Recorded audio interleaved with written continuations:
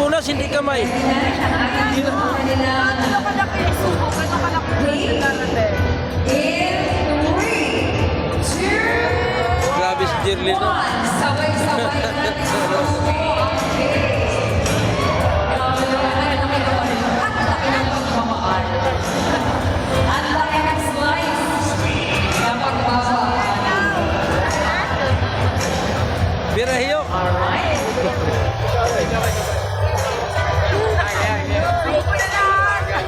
At sa mga namang parte naman ng ating seremonya, ito na mo, ang ating wine toasting sa open ito.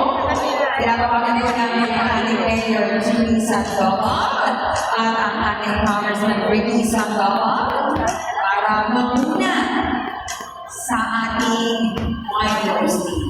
Sa sandaling po ay ating tutupayan ang isang makapuluhang bahagi ng seremonya. Ang pagsasalo sa wine na sumisimbolo ng isang buhay na mula ngayon ay sabay ninyong mukhaan. Kasalang bayan to. Ang wine ay paalala na ang pagsasama ay may tamis at takip.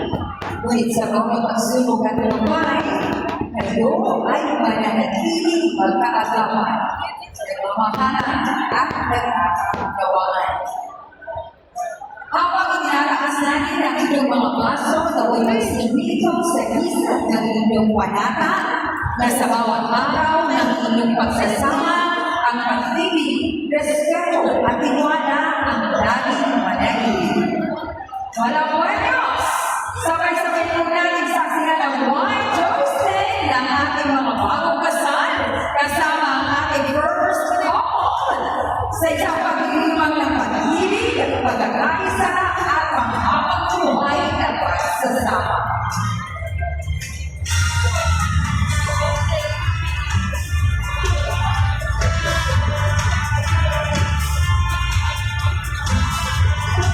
Maraming salamat.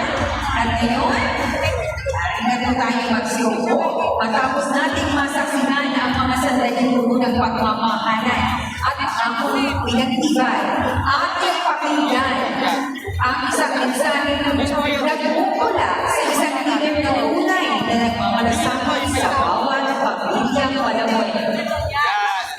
Isang mensahe na nagbibigay alalas sa pagsisimula ng bagong yugto ng buhay.